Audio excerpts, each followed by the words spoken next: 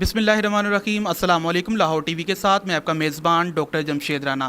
ناظرین، آج ہم موجود ہیں ایک ایسی شخصیت کے پاس جو کسی تعارف کے محتاج نہیں، ممتاز عالم دین، سربراہ تحریک لبیک یا رسول اللہ صلی اللہ علیہ وآلہ وسلم TLP پاکستان، جناب مولانا علامہ خادم حسین رضوی صاحب۔ السلام علیکم علامہ صاحب۔ جی وعلیکم السلام ورحمۃ اللہ۔ علامہ صاحب، سب سے پہلے تو آپ سے ہم یہ جاننا چاہتے ہیں کہ جو 2018 کے انتخابات کے جو نتائج ہیں اس پہ آپ کی جماعت کا کیا موقف ہے؟ آپ اس کو ایکسیپٹ کرتے ہیں یا اس میں آپ کا کچھ تحفظات ہیں؟ جی بسم اللہ الرحمن الرحیم۔ بالکل ہمیں اس پر بہت زیادہ تحفظات ہیں اور ابھی تک وہ تحفظات ہمارے دور بھی نہیں کیے گئے، اور اخبارات اور ٹی وی کے ذریعے وہ دھاندلی سے آہستہ آہستہ پردہ جو ہے وہ اٹھ رہا ہے۔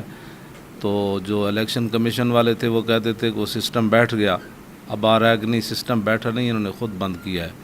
اس طرح کے اور سینکڑوں معاملات ہیں جس سے پتہ چلتا ہے کہ الیکشن کمیشن نے جو ہے بہت بڑی دھاندلی کی ہے اور قوم کے ساتھ جو ہے انہوں نے مذاق کیا ہے۔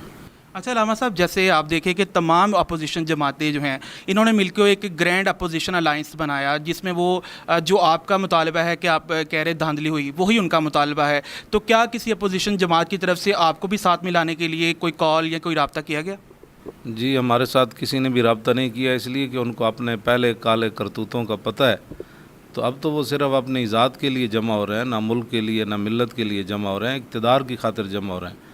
اور اقبال کہتا ہے جس کا عمل بے غرض ہے اس کی جزا کچھ اور ہے۔ تو ہمارا تو عمل جو ہے وہ بے غرض ہے، اللہ رسول کے دین کو تخت پر لانے کے لیے ہے، ناموس رسالت اور ختم نبوت کے لیے۔ تو جو ڈاکو ختم نبوت کے پہلے موجود ہیں اس گرینڈ الائنس میں، وہ ہمارے پاس کیسے آئیں گے کہ آپ ہماری مدد کریں؟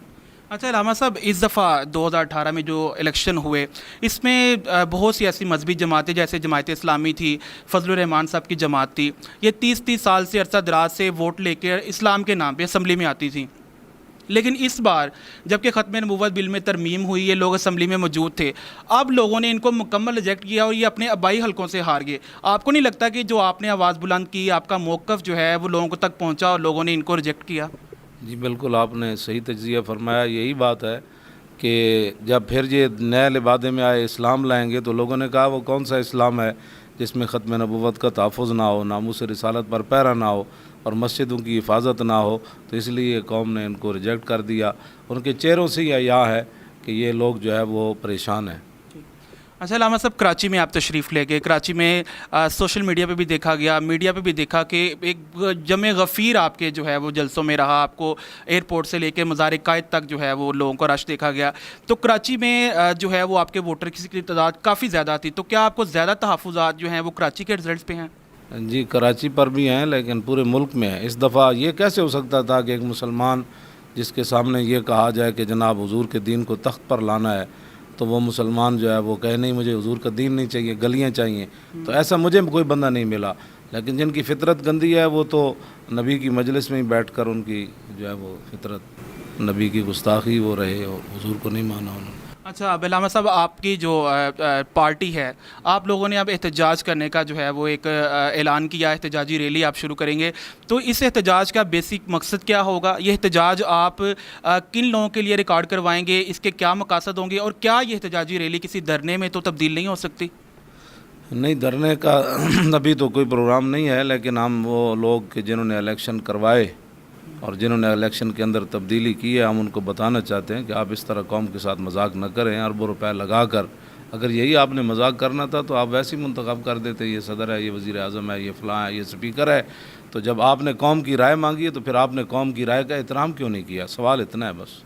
اچھا علامہ صاحب، اگر الیکشن کمیشن آپ کی احتجاجی ریلی کو دیکھتے ہوئے آپ کو پازیٹیو جواب دے دیتا ہے تو اس صورت میں عمران خان صاحب کی گورنمنٹ بننے جا رہی ہے، تو اگر وہ ختم نبوت کے حوالے سے، اسلامی تعلیمات کے حوالے سے ملک میں فروغ کرتے ہیں تو کیا آپ کی پارٹی تحریک انصاف کا ساتھ دے گی؟ تحریک انصاف کا ساتھ تو نہیں دے گی، لیکن ہر اچھے کام جو ہے اس کی تحسین کرے گی اور ہر برے کام جو ہے اس کو روکے گی۔ اچھا علامہ صاحب، یہ بتائیے گا کہ آپ نے اس 2018 کا جو الیکشن تھا اس میں کیا آپ ایز اے پارٹی چیئرمین آپ اس میں دیکھتے ہیں کہ کچھ آپ کی اپنے ایڈمنسٹریشن میں کچھ ایسی غلطیاں ہوئی ہوں جس کی وجہ سے وہ خاطر خواہ رزلٹ آپ کو نظر نہیں آئے جو آنے چاہیے تھے، یا آپ سارا ملبہ جو ہے وہ الیکشن کمیشن پہ ڈالتے ہیں؟ نہیں، یہ بات تو ہم نے کبھی بھی نہیں کہا کہ ہم بالکل جو ہے ہمارے بندوں سے غلطیاں نہیں ہوئی، لیکن غلطیاں اس انداز کی نہیں ہوئی کہ ایک آدمی جو ہے وہ 10,000 لیڈ سے ہار رہا ہو تو پھر وہ آدمی 50,000 لیڈ سے کیسے جیت رہا ہے. غلطیاں ہوئی ہوں گی ہمارے بندوں سے, یہ تو ہم نہیں کہتے کہ نہیں ہوئی, لیکن اس کا یہ نہیں تھا کہ آپ 3 دن کے بعد جو ہے رزلٹ جاری کریں اور 500 ووٹ گننے کے لیے 2 دن اس کے لیے چاہیے. یہ کیا طریقہ ہے؟ کوئی طریقہ ہے انہوں نے جو اختیار کیا ہے؟ اب وہ اخبارات کے اندر بھی یہ باتیں آ رہی ہیں اور قوم کے سامنے انشاءاللہ ان کی دھاندلی کا سارا معاملہ سامنے آئے گا, وہ چھپے گا نہیں. اچھا علامہ صاحب, یہ اب سارا پروسیس جو ہے یہ اب کب تک, آپ کی جو ریلی ہے وہ کل غالباً ہوگی, ایک آپ 10 کو کریں گے, تو اس کے بعد بھی کوئی آگے آپ کے پلان ہے احتجاج کے لیے جب تک آپ کو الیکشن کمیشن کی طرف سے پراپر کوئی جواب نہیں دیا جاتا, یا بس آپ اس پہ اپنا احتجاج ریکارڈ کروا کے پھر اپنے معاملات کی طرف آ جائیں گے؟ ایک تو کل 6 کو ہے نا, ایک 12 کو ہے کراچی میں, ٹھیک ہے. اور اس کے بعد مجلس شورا جو ہے وہ فیصلہ کرے گی کہ اس کو آگے کیسے چلانا ہے. اچھا علامہ صاحب, ایک بڑا اہم سوال جو میں آپ سے پوچھنا چاہتا ہوں اپنے صارفین کے لیے, کہ آپ نے اور پیر افضل قادری صاحب نے, آپ دونوں منتظمین تھے. اگست 2015 میں آپ لوگوں نے پارٹی کی بنیاد رکھی, لیکن آپ دونوں نے الیکشن کنڈیم نہیں کیا, آپ نے حصہ نہیں لیا. اس کا کیا مطلب تھا؟ ہمارے ناظرین یہ جاننا چاہیں گے کہ اس کی کیا ریزن تھی. اس کی وجہ یہ تھی کہ ہم پہلے ہی بات کر رہے تھے کہ ہمارے نوجوان آگے آئیں, ہمیں اقتدار نہیں چاہیے, نہ ہم اقتدار کے لیے لڑ رہے ہیں, ہمیں تو چاہیے کہ حضور کا دین تخت پر آئے اور اس کے لیے نوجوان لوگ آگے آئیں, باصلاحیت لوگ آئیں. ہم نے ان کے لیے جگہ خالی کر دی. یعنی یہ آپ نے پازیٹیو میسج دیا کہ صرف وراثتاً سیاست نہیں ہونی چاہیے بلکہ قابل لوگوں کو بھی آگے آنا چاہیے. اچھا علامہ صاحب, ایک بات جو بڑی اہم ہے وہ یہ کہ الیکشن کے دنوں میں ایک بڑا پروپیگنڈا چلتا رہا کہ نون لیگ کی جماعت یہ کہتی رہی کہ ہمارا ووٹ توڑنے کے لیے علامہ صاحب اپنی جماعت کو لے کے آئے, ادھر تحریک انصاف یہ کہتی رہی کہ ہمارا ووٹ توڑنے کے لیے علامہ صاحب آئے. آپ کیا میسیج دینا چاہیں گے کہ یہ دونوں جو ایک نظریات ہیں اس پہ آپ کیا رائے رکھتے ہیں؟ اپنے بھی خفا مجھ سے بیگانے بھی ناخوش, کہ میں ظاہر ہلاہل کو کبھی کہہ نہ سکا کند. یہ تو ان کی اپنی رائے ہے, اور وہ آپ نے دیکھا کہ ہم کسی کے کہنے پر بھی نہیں آئے جو ہمارے خلاف پروپیگنڈا تھا, اور ہم کسی کے کہنے پر دھرنے پر بھی نہیں گئے, ہم کسی کے کہنے پر جو ہے وہ احتجاج بھی نہیں کرتے. الحمدللہ آہستہ آہستہ یہ ساری سازشیں دم توڑے گی اور حضور کا دین جو ہے وہ تخت پر آئے گا. نہ میں نے پہلے اعلان کیا تھا کہ نہ ہم کسی کو گرانے کے لیے آئے, نہ ہم کسی کو اٹھانے کے لیے آئے, ہم صرف اس لیے آئے کہ حضور کا دین جو ہے وہ تخت پر آ جائے بس. این اے 131 لاہور کا ایک اہم حلقہ تھا جہاں سے خواجہ سعد رفیق اور عمران خان الیکشن لڑ رہے تھے. اب یہاں پہ یہ ایک بڑی سوشل میڈیا پہ بحث چل رہی ہے کہ خواجہ سعد رفیق جو ہے وہ 600 ووٹوں سے ہار گئے. اسی حلقے میں آپ کی پارٹی بھی ووٹ لیتی ہے, اچھے ووٹ لے گئی. اب ان کا یہ بلیم ہے جی اگر یہ پارٹی نہ کھڑی ہوتی تو ہم جو ہے عمران خان سے جیت جاتے. اس میں آپ کو لگتا ہے کہ آپ کی پارٹی جس مقصد کے لیے آئی تھی, یعنی عوام میں شعور پیدا کرنے کے لیے, اسلامی تعلیمات کے لیے, تو آپ نے وہ کام کیا اس حلقے میں بھی؟ جی بالکل کیا ہے, اور خواجہ سعد رفیق جیسے نائل لوگ جو ہے ان کو ہرنا ہی چاہیے تھا کہ جو ختم نبوت کی خاطر ایک جملہ بھی نہ بول سکے. یہ تو ہم کہتے ہیں کہ ایسے نائل لوگ آئے جنہوں نے ہماری جماعت کو نقصان پہنچایا اور جناب پیسے بانٹے اور راتوں رات لوگوں کو خریدا, خاندانوں کو خریدا. یہ تو ہمیں دکھ ہے, ان کو کیا دکھ ہے؟ وہ تو چسکے لے رہے ہیں اقتدار کے, پہلے بھی لیتے رہے, اب بھی لے رہے ہیں. یہ تو ہمیں دکھ ہے کہ راتوں رات لوگ کہتے ہیں جی لوگ پیسوں پر بک گئے. اگر یہ ظالم پیسے نہ تقسیم کرتے تو ہو سکتا ہے لوگ جو ہے وہ صبح اٹھ کر ان کا فیصلہ کچھ اور ہوتا. اچھا علامہ صاحب, JUIF مولانا فضل الرحمان کی ایک جماعت ہے. فضل الرحمان صاحب کا یہ کہنا ہے کہ تحریک لبیک والے جو ہیں یہ ایک پنڈی والوں کی جماعت ہے, یہ اقتدار میں کسی مقصد کے لیے لائے جا رہے ہیں جبکہ ان کا اسلام سے کوئی تعلق نہیں. جبکہ علامہ صاحب وہ فضل الرحمان صاحب کی جو جتنا بھی ان کا دور ہے اس میں کوئی اسلامی قوانین میں خاطر خواطر نہیں دیکھی گئی. آپ اس بارے میں کیا کہتے ہیں کہ واقعی کوئی پنڈی والوں کا عمل دخل ہے اس میں؟ میں نے پہلے وضاحت کر دی ہے کہ ہم اللہ رسول کے لیے پنڈی گئے تھے. جو کسی کے کہنے پر جاتے ہیں نا وہ 8 لاشیں نہیں اٹھاتے, جو کسی کے کہنے پر جاتے ہیں وہ 12,000 شیل نہیں کھاتے, جو کسی کے کہنے پر جاتے ہیں.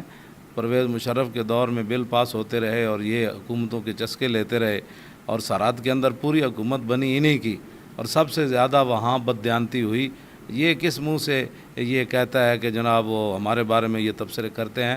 پہلے خود اپنے گریبان میں جھانکیں اور اپنی حکومتوں اور اپنے جتنے بھی اقتدار جو بھی آیا.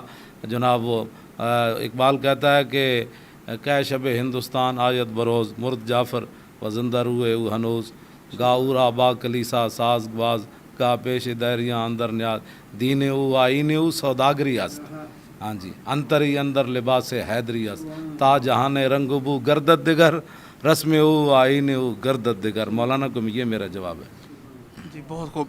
अच्छा अलामा साहब, अब ये बताइएगा कि 2018 के इलेक्शन तो गुजर गए, आपके एहतजाज भी आप रिकॉर्ड करवाएंगे, आगे का क्या लाहे अमल है? मज़ीद आप सियासत में कौन सी नई तब्दीलियाँ लाएंगे? अगर इमरान खान गवर्नमेंट बनाते हैं, क्या तब्दीलियाँ चाहेंगे अपनी जमात में? क्या लाहे अमल होगा? यही चेयरमैन होंगे, यही शुरा होगी, या इसमें कुछ रद्द-बदल का आपका इम्कान है? जी, चलते रहेंगे इंशाअल्लाह। इंतखाबात होंगे, कौम जिसको हमारे वो शूरा मुंतखब करेगी, वो बात आगे चलती रहेगी और हम इंशाअल्लाह बल्दियात के अंदर भी हिस्सा बढ़ चढ़ कर लेंगे।